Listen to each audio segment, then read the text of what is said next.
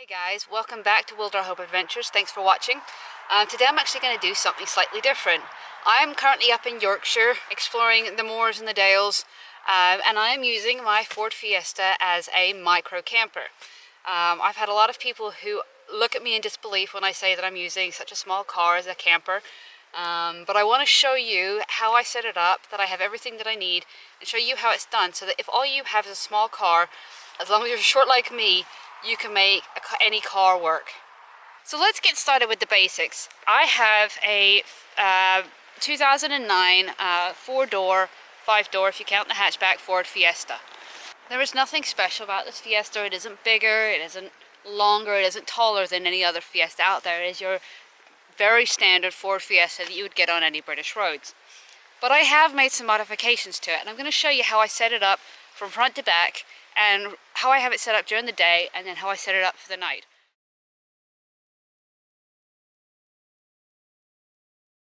There's not much going on with the front seat.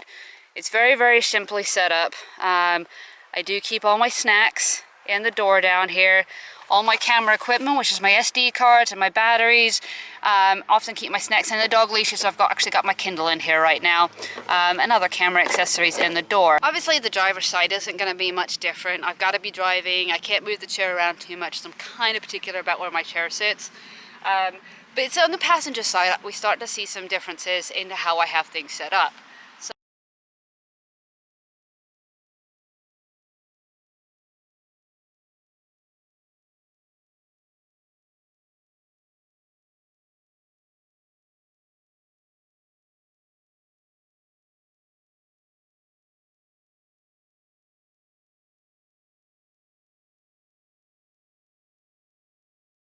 Going into the footwell, this is where I keep all my shoes. So this is a movable container, which means I can move it up, move it down, and usually when I'm driving, I just keep it down like this. But when I need to move the seats forward, it can slide up and out of the way at night. That makes it more accessible for me to get to things when I need them during the day. And of course, I've got to have my Diet Pepsi. Anybody who knows me at all knows that this is my addiction right here. I don't do coffee, I don't do tea in the mornings, but I have got to have a Diet Pepsi or 4, maybe 6. I know it's a horrible habit, but this is where this all goes. Usually I'd have one big case of it. It actually makes it a little bit easier to move back and forth. And usually I would actually have that sitting on the seat so that I didn't have to constantly move it. One of the biggest differences that I have in this car is I have this power outlet here. It has an on-off switch, 3 ports here, 2 USB chargers here, and also 2 more around the side. This gives me a whole lot of options when it comes to charging phones, charging my cameras, charging my tablet, my Kindle, and stuff like that. It's a really good one, and highly recommend it. Also comes with an inline fuse on the plug-in socket, which is right here, which is definitely recommended. I had one before that didn't have that, and I kept blowing fuses in the car. Moving into the back, because of the insurance requirements and the way that Cody travels, I have to have this set up behind the seats to prevent Cody from trying to come forward, to keep him in one place. This right here is basically a seat cover, but it also helps block that space in between seats and keeps this area a little cleaner. I put the rug in here just so that the dogs have a little bit more traction, a little bit more comfort when they're laying in the back. So this section right here is where the dogs travel. So at night, I will take this the guard down right here, and it will end up just sitting on the dashboard. Thankfully, it just undoes with 2 different bolts, and we'll put it up there, easy to find in the morning, not complicated at all, which makes it nice. But it is always one extra step because of the way my dogs are and some of the legal requirements or insurance requirements in England.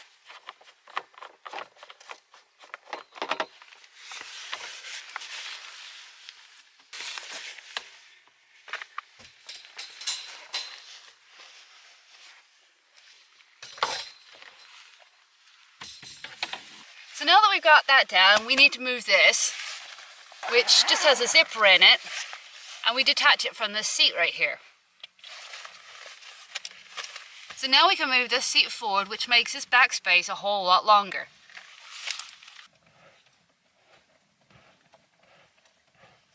And And I basically move it as far forward as I possibly can to give me the most amount of space.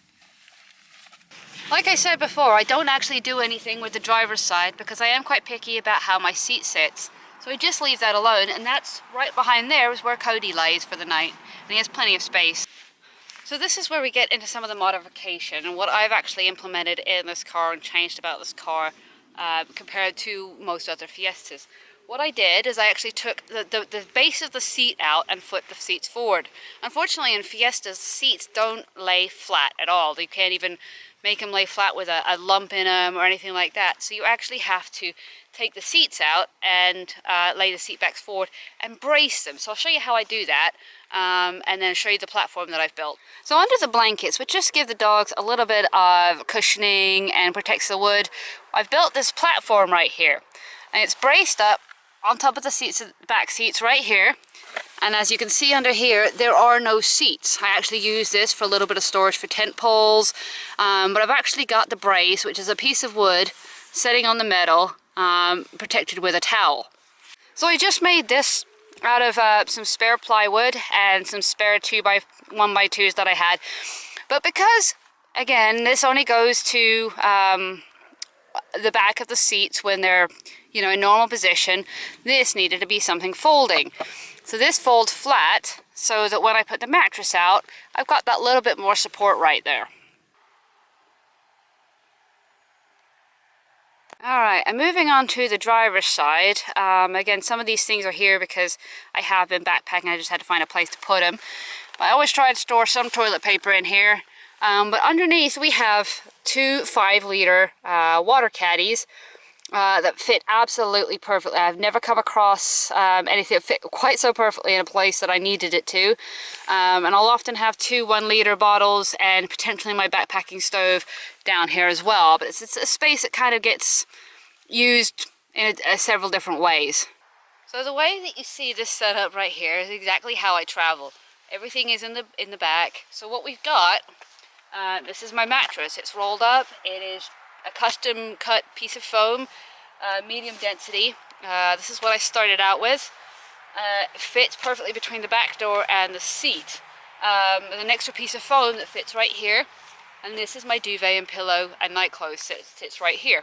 Now, of course, right now you don't see where all my clothes are, my cooking stuff is. I will show you, just about to get onto that, and we'll show you how I cook my food, where I keep my food, where I keep my clothes, and how I constructed this entire thing.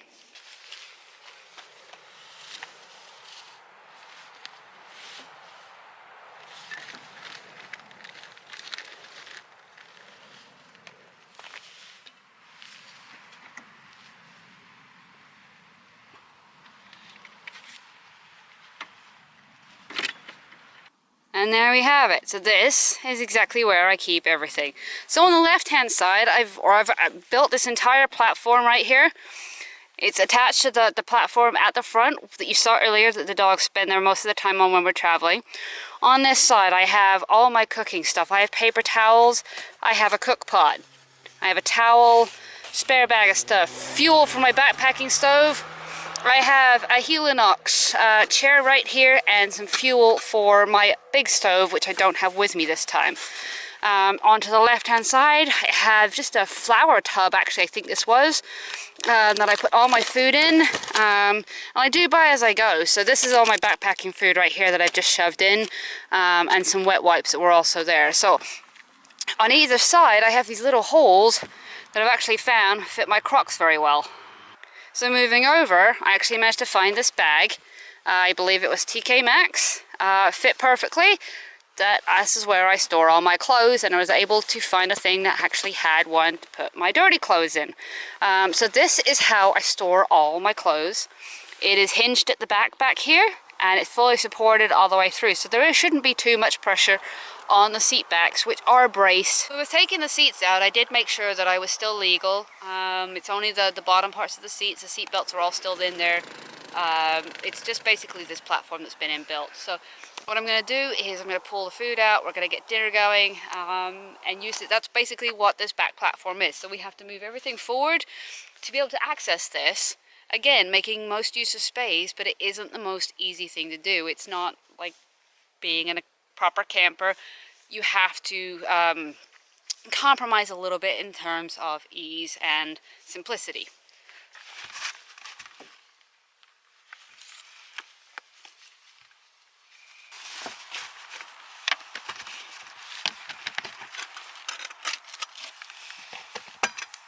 So the one benefit about having this platform, it's wide open, it's plenty airy, so that if I'm, you know, I've got the stove going, I don't have to worry about fumes or anything like that. But this is wooden, it's flat, and it's level, which always means that I don't have to worry about trying to find a flat place to cook. And it makes a perfect table. I can prep on it if I need to. I haven't actually used it in that way yet, but it's basically a great big working space. Of course, when it's raining, not so great because the dogs still need to be in shade. I don't have a whole lot of protection from this, but at that point, that's the kind of time you end up eating peanut butter or peanuts and Ritz crackers, which I've done on several occasions. But tonight we're just eating some mug shots. Figured that was use some of our backpacking food up. It's a very simple way to cook. I don't tend to do a ton of cooking out of the back of my car. I just want it to be simple, canned food with rice or other simple things.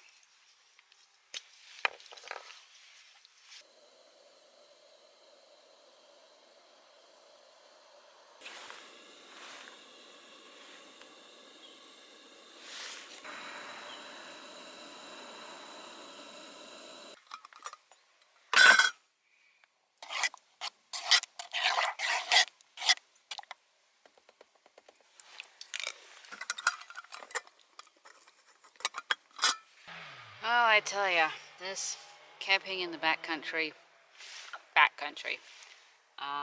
especially since the A road is right there. But this camping in the backcountry, this having no care in the world, even if it's just for a week between work, it really can't be beat. And that's one of the reasons why I want to encourage you with this video, is that it doesn't matter what car you have, it doesn't matter what vehicle you have, you can get out and do this. This could be your adventure. This could be your adventure story, and it only takes a little bit of imagination, a little bit of encouragement maybe to get out there. But we're about to get ready to set up for full night mode, and I'll set the camera up so that you guys can see how I'm doing it.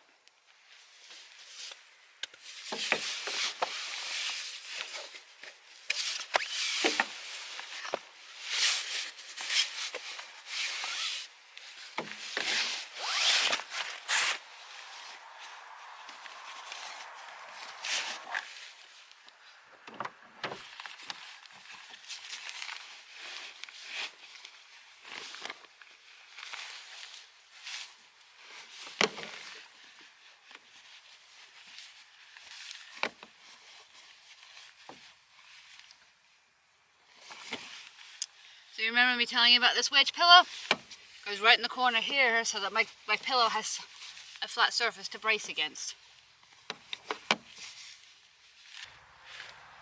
So next thing that goes in is the pillow. Right there. And then secondly, it's the duvet.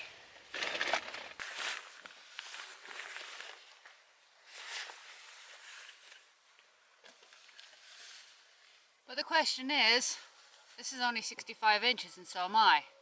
But lay it out, head to toe, I'm only 65 inches. But when you add in all this extra space and the fact that I lay on my stomach, it doesn't quite work out going from here to here. So I actually have an extra piece of foam that means I can lay diagonal. So this piece of foam is cut to fit this space perfectly. I do actually end up sticking my feet down this hole quite a lot just because I find it comfortable. And then I'm able to put the comforter over the top of this and tuck it down to keep my feet warm. I tuck it all the way around and have yet to be cold. So that's how my bed's set up initially, and then we'll finish up here in just a second. Alright, and that about does it. So as you can see, Kai has her spot right here, front seat. Cody has a huge amount of space right here, and we stay around the back. I have a full length, for me, bed where I can sleep very comfortably. This is great foam, very comfortable. I have slept really, really well in this bed. And this is how I make it work. You know, at this point, yes, I can still get underneath there if I need to. I will be putting some hinges on that that storage underneath, with some lock braces, just because it will fall down on me occasionally, and that has hurt. I've ended up with a couple of bruises from that. But this is basically how it works, and it's worked for me very, very, very well. When I gave up my estate car, I knew I had to be able to make it work. Now, if a car was any smaller than a Fiesta, it would be a struggle, unless the seats tip really far forward.